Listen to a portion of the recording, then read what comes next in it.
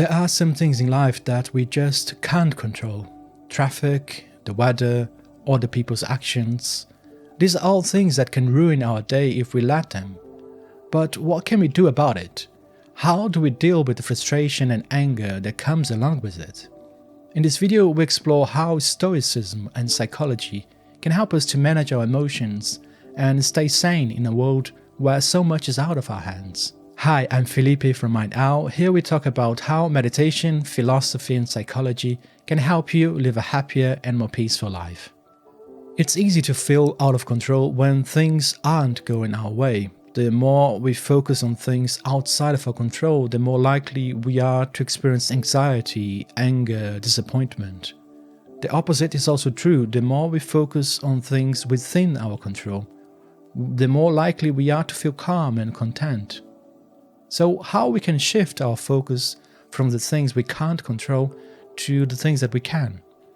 First, we need to recognize what's inside and outside of our control. The Stoics and the dichotomy of control. The Stoics were a group of ancient philosophers who believed that we should only focus on the things within our control and not worry about the things that we can't. They believed that focusing on things we can't control only leads towards a state of discord. This is because if we are constantly trying to manipulate the world so it meets our expectations, then we are going against the natural order of things. Despite our desires, the world isn't going to change to suit us. A natural force is at work that transcends our will.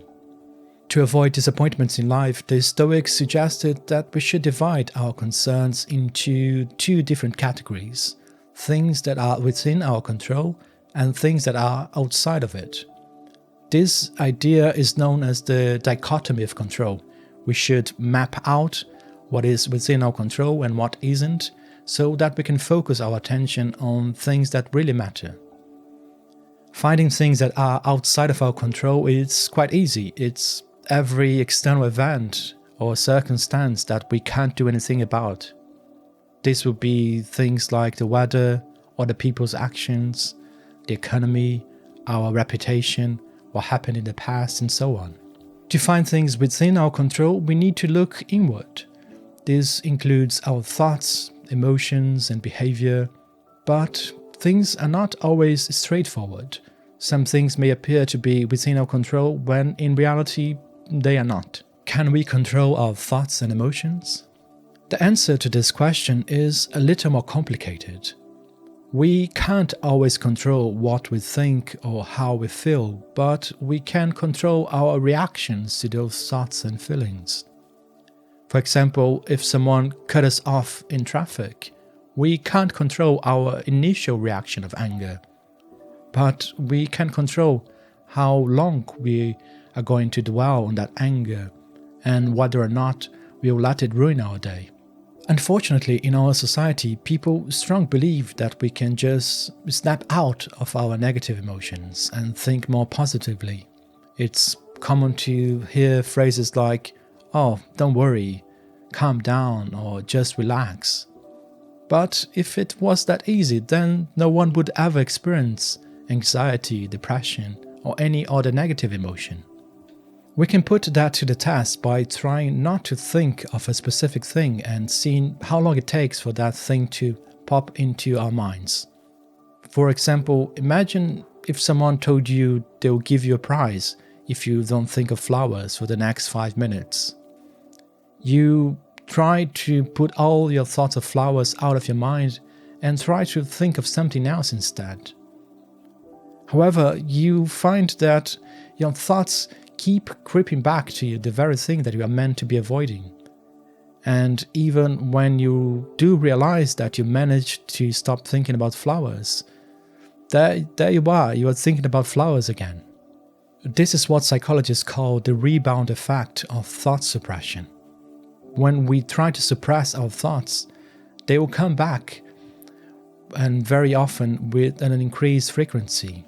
So spending time and energy on attempting to put thoughts and feelings out of our mind is not only ineffective, but it can also lead to more distress.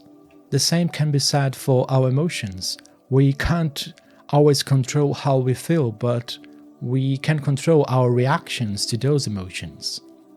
For example, if we are feeling anxious, we can't just snap out of it and feel calm, but we can control how we react to that anxiety. We can choose to practice some breathing exercises, learn to make room for difficult feelings, or go for a walk to help ease our anxiety. What we can control. Most of the external factors in life can't be controlled, and unfortunately we also have limited control over our thoughts and emotions.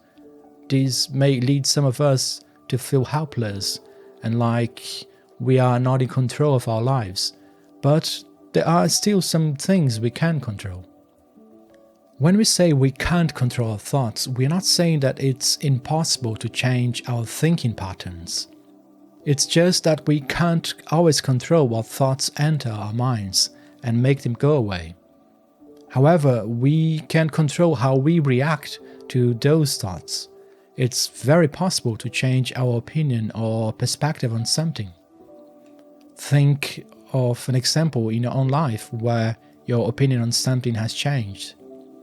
Maybe you used to get on with someone, but after further reflection and evidence, you realize that you disagree with them on some key issues. So our judgment of thoughts, emotions, and events can change.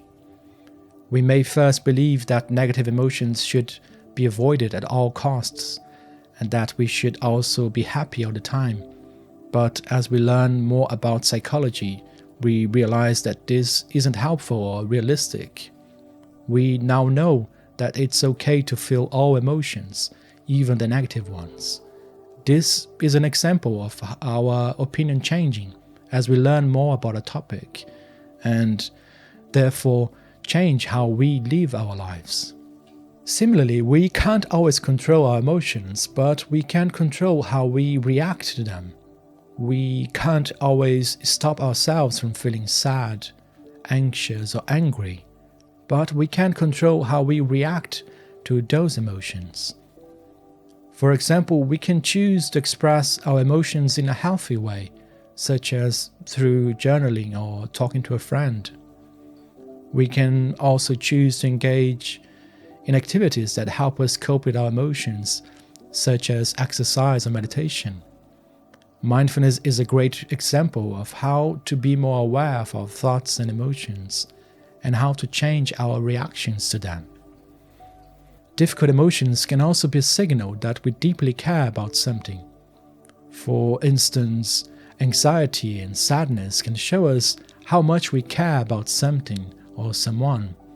Emotions like these might also be a sign that we need to make some changes in our lives. Feeling constantly stressed could highlight the need for a more balanced lifestyle or a change of a career path. Feeling lonely might be a signal that we need to connect on a deeper level with people around us. Focusing too much on the things we can't control in life can lead to feelings of helplessness and distress, as the Stoics have warned us. But by learning to accept the things we can't control and focus on the things we can live a more peaceful and fulfilling life. It's not easy to apply these principles in a world that constantly tells us to strive for more control, that we are responsible for our own success and happiness. But if we can learn to let go of these things we can't control and focus on the things we can, we'll be much more at peace with ourselves and the world around us. I hope this video has helped you to see that there are still things we can control in life, despite all the things that we can't. If you found it helpful, please like and share it with your friends and family. And don't forget to subscribe to our channel for more videos on meditation, philosophy and psychology. Thanks for watching.